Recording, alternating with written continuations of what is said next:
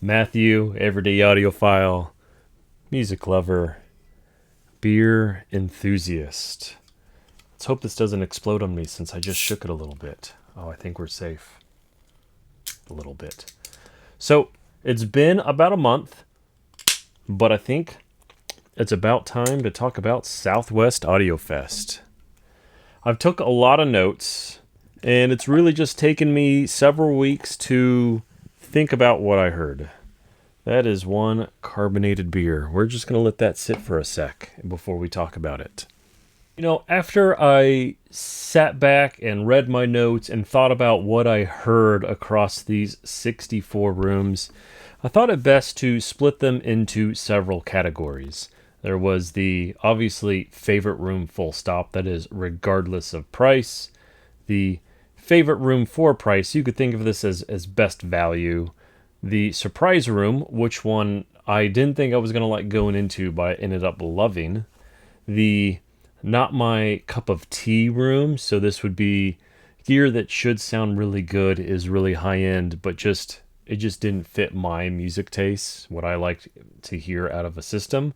The most tolerable room, so this is the best of my not cup of teas, and then just plain bad. Rooms that just did not work. I thought they were terrible for one reason or another. Finally, I want to talk about my favorite group of rooms. This is going to be for dealers or equipment manufacturers displayed in more than one room. And then finally, I want to talk about some equipment that I cannot wait to try in my room here and review sometime. All right, let's get going. Before that, though, let's talk about the beer. This is the Braided River Brewing Hoppy by Nature Golf Style IPA. I can't say that I've ever had a golf style IPA, or at least one that's been advertised as a golf style IPA, so let's give it a shot.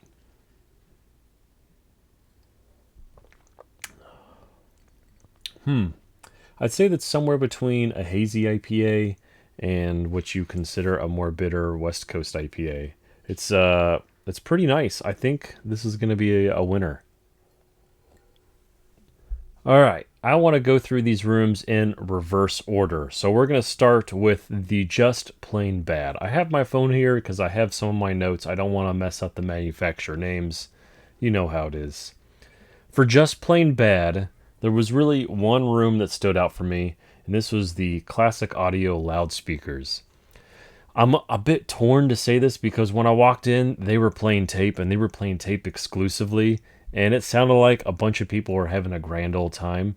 But I have to say, for me and my tastes, I walked in, and it was so ear-piercingly bright that I could only stay long enough to snap a few pictures, and then I had to leave, which is really unfortunate because I would have loved to rock out to tape all night long, for sure. Next up from that is the not my cup of tea and the most tolerable of that group.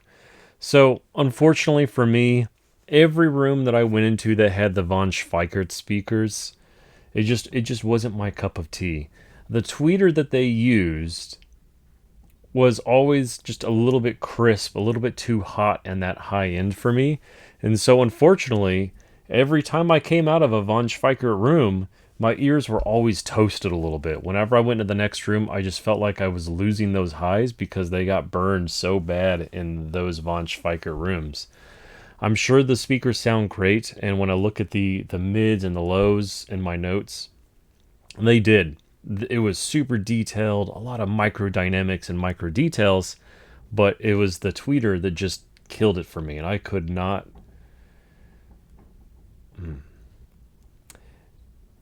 And I wish that I had spent less time in those rooms for the pure reason that it ruined the rooms that came immediately afterwards. It's just what it is. That said, the most tolerable of the von Schweikert rooms wasn't actually that bad. It was using their VR30 loudspeakers and then the Westminster Rye, it's REI Class A monoblocks. This room was actually a treat to listen to because he didn't turn it up too loudly, so it wasn't burning my ears that much. And the Class A monoblocks, even though they were linear, they did bring down the highs just ever so slightly in a way that was pleasant to listen to. Now, that may change if you had turned it up. My ears may have still been bleeding, but of all of the Von Schweikert rooms, the Westminster lab was my favorite. And yes, those monoblocks are way too pricey for me, though I would love to try them someday. Up from that is a true surprise for me. This is the surprise room. The Avant-Garde Zero Itrons. Man, I was not expecting to like these speakers, but they kicked butt. I honestly could have stayed in that room for an hour or two, and I can say that that would be my gateway drug into active speakers. That's how good they sounded. Yeah, they didn't have all the bass, but they had all the emotion in the lower mids, and highs. So you just pair them with a sub, and bam, you're good to go. A few others in the group that I was with felt the same way. And for the asking price, which I believe is 23 to 25 grand, I really think it's a pretty good deal. Considering you don't need amplifiers, you only need a preamp, which you could use a DAC that does volume and it would have everything that you need right there. That's just 3 components. It was great. I don't think I'll ever have them just based on the price. I can't afford a $25,000 speaker, but that was the most surprising room to me. Now, next, let's go into my favorite for a price. There were 2 contending rooms for this, but the one that eventually won it out for me was the Spatial Audio Q3. These are open baffle speakers, and I've been interested in spatial audio for a while. The thing that sealed the deal for me with this room was the price of the complete system.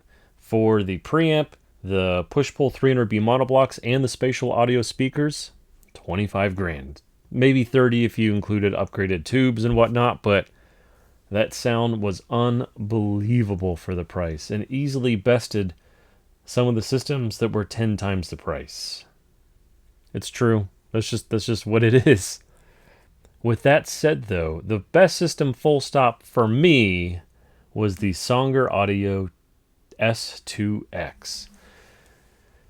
I didn't think this kind of speaker would speak to me in that fashion when I heard it, but they did a great job.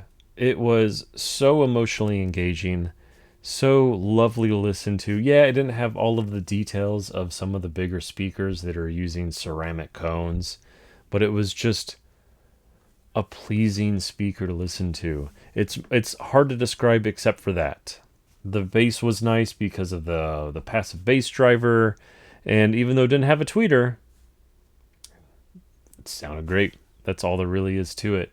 Now, those speakers do run about $90K, I think, so they weren't by far the most expensive speakers there, but also they weren't the cheapest speakers. 90 is definitely well beyond my means for purchasing, but still, best speakers for me.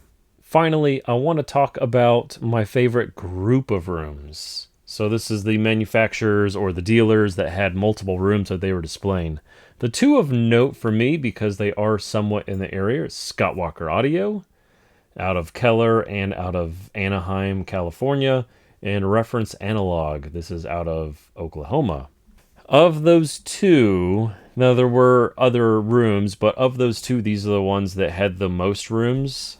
I have to give it to Reference Analog. Jeff and his team, in every single room, it was stunning to listen to. My favorite being not Jeff's main room. That was a blast to listen to with Rockport, Boulder, VPI Avenger turntable. He brought out all the stops for just his favorite system listened to. My favorite was actually the YG Acoustics with Rel subwoofer and Mod-Right electronics. For me, that was just the right combination and the right price. It was just fun to listen to. Again, not as detailed as the Rockport and Boulder, but just a fun listen to. And it was the right size system for that room. While I'm on the topic of reference analog, though, I did talk to Jeff while I was there, and though I didn't get to hear it myself, he did say he was having a lacquer party Saturday evening, and I wish I got to stay and listen to that. I also have a collection of lacquer myself, and I've been meaning to put out videos on them, and hopefully the first one will be next week with a needle drop to go along with it. That should be a fun video to talk about. Okay, so that's all of my thoughts and my categories. There were a ton of great rooms, but these were the standouts for me for either the good or the bad reasons. The last thing I want to talk about is equipment from there that I'm looking forward to trying at some point. First would be Modrite. I've had my eye on Modrite for some time, but hearing the LS99 and the KWA99 in a few rooms really piqued my interest even further. So hopefully I'll be reaching out to Jeff soon and see if I can't get the Modrite monoblocks at the very least in my system. Pair that with a 2 preamp, that should be perfect. With that, I hope y'all have a great rest of your Monday, and I will see y'all next week in the first of my series covering the Super Sense lacquers. It's going to be a blast. Until then, see ya.